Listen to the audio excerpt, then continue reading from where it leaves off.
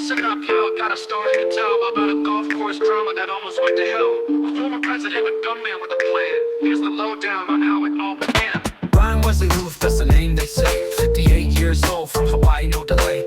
AK-47 enhanced scope on tight. Pointed at Trump's golf club, what a fright. Secret Service on point, they didn't hesitate. Fired some shots, made the suspect evacuate. Wesley Routh and Donald Trump, names in the headlines.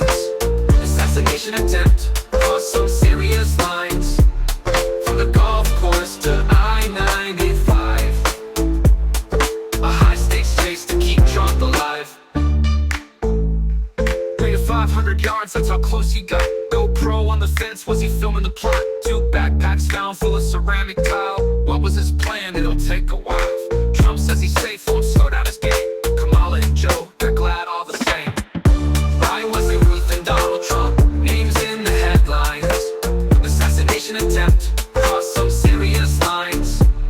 From the golf course to I-95, a high-stakes chase to keep Trump alive. Routh led the scene in a black Nissan ride. The license plate readers, nowhere to hide. Martin County Sheriff pulled him over quick. Said he was calm, emotions didn't stick. Left-wing causes, that's what he supported. Ukraine and Taiwan, that's what he touted.